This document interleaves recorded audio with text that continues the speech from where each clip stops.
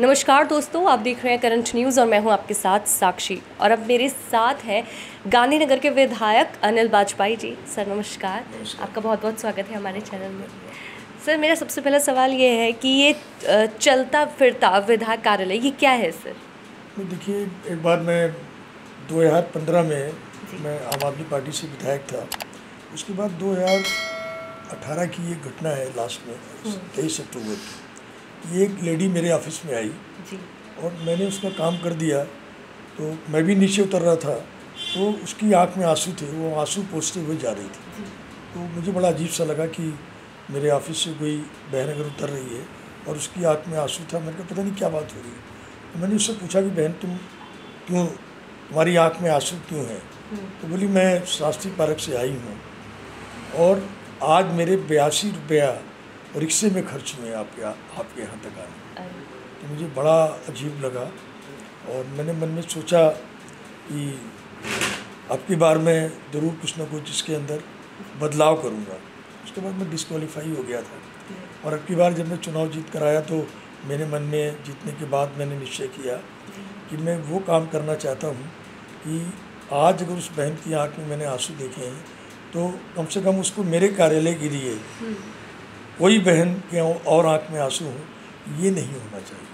तो मैंने चलता फिरता विधायक कार्यालय मैंने उसको बनाया, गाड़ी को एक, और उसके अंदर लैपटॉप है, सारी चिट्ठियाँ हैं, माइक भी है हमारा उसके अंदर, और छोटा हमारा लैपटॉप भी हम लोग लेकर चलते हैं, मोहर होती है उसके अंदर, और 5 लोग भी गाड़ी में होते हैं। तो हम जैसे किसी ने कहा कि हम शंकर नगर में हैं तो हमारी गाड़ी वहाँ जाती है। हाँ। मैं मैं स्वयं वहाँ पर जाता हूँ, लोगों की शिकायतें सुनता हूँ। किसी ने कहा आप चिट्ठी लिख दीजिए अस्पताल के लिए, तो तुरंत चिट्ठी उनको दे दी। हाँ। किसी ने कहा फ़ोन कर दीजिए, फ़ोन कर दिया।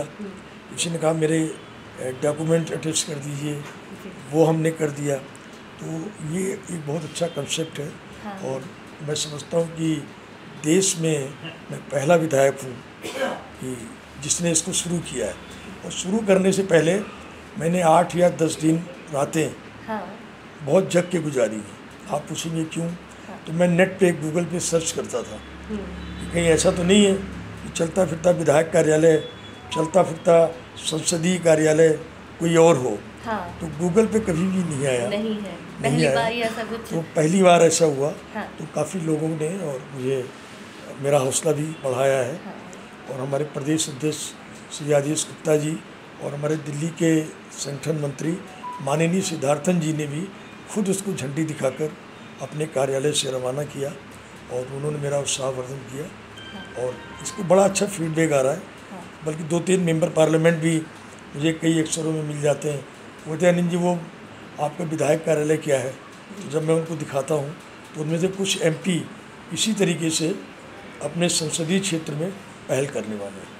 और एकदम उस पर एक्शन भी लिया जाता है, जैसे जो भी कंप्लेन या कुछ भी आती है नहीं, बिल्कुल एक्शन लिया जाता उस पर है। एकदम और action। मौके पर मैं वहाँ बैठकर खड़े होकर लोगों की, जैसे किसी ने मुझसे कह दिया जब मेरा कूड़ा पड़ा हुआ है, हाँ। मैं तुरंत अधिकारियों को फ़ोन करता हूँ। और कई बार तो ऐसा हुआ मैंने अधिकारियों को तुरंत मौके पर वहाँ बुलाया है और तुरंत वहाँ की समस्या का समाधान किया है और इसके एक अच्छे रिजल्ट आ रहे हैं।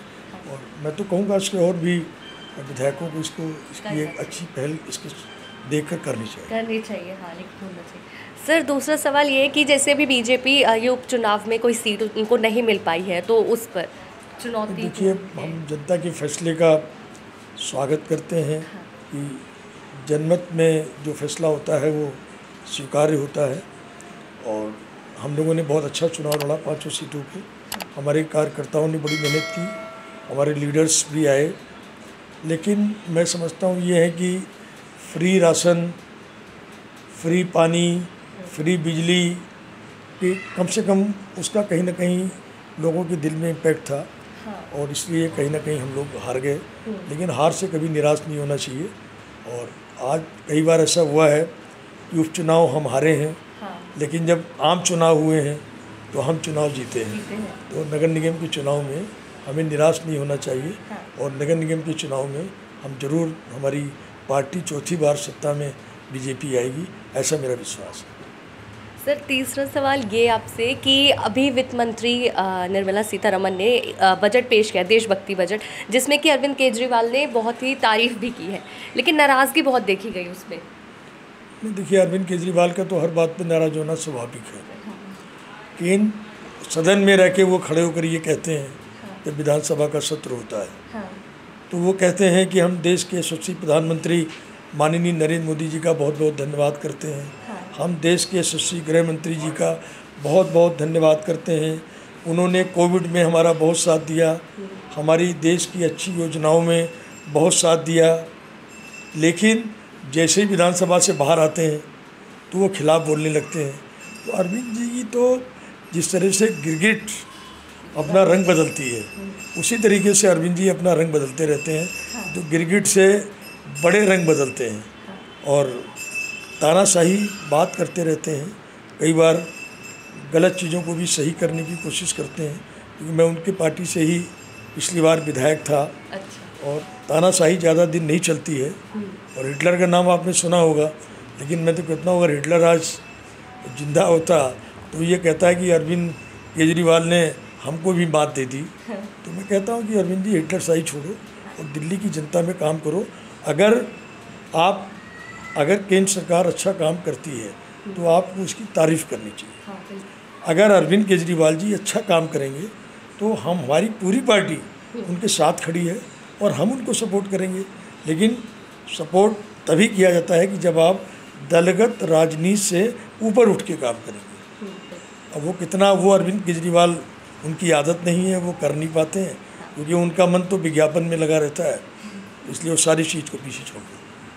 सर आखिरी सवाल ये कि अभी कोरोना की वजह से स्कूल वगैरह जो बंद थे, अभी एडमिशन्स वगैरह स्टार्ट हुए हैं, तो उस चीज़ को लेकर क्या तैयारियाँ या क्या दिक्कतें रही? नहीं, देखिए, अब देखिए कोरोना का जिस तरीके से अभी बढ़ रहा है, अभी दिल्ली में भी 700 से ऊपर क्रॉस कर गए हैं, केसेस कर गए हैं, और पूरे देश में बढ़ ही रहा है कोरोना। ये हमारे देश के जो माननीय स्वास्थ्य मंत्री हैं हर्षवर्धन जी, लोगों से अपील भी कर रहे हैं कि आप लोग मास्क लगा कर जाइए, सैनिटाइज करिए, हाथों को सब कुछ करिए। लेकिन अब मैं देख रहा हूँ कि लोगों कम मास्क लगाते हैं। आप घर में नहीं मास्क लगा रहे हैं, दैट इज़ अदर थिंग, लेकिन अगर आप बाहर जाएं तो आपको मास्क लगाना चाहिए। और मेरी ख्याल से अभी स्कूल में बच्चों को अलाउ नहीं करना चाहिए। ये मेरी अपनी निजी राय है, मैं ये नहीं कहता मेरी पार्टी की राय है, लेकिन मेरी निजी राय ये है कि दिल्ली सरकार को अभी स्कूलों को बंद रखना चाहिए, क्योंकि कोरोना बढ़ रहा है और बच्चों में ज़्यादा बीमारी जल्दी पकड़ लेती है, क्योंकि वो मासूम होते हैं वो।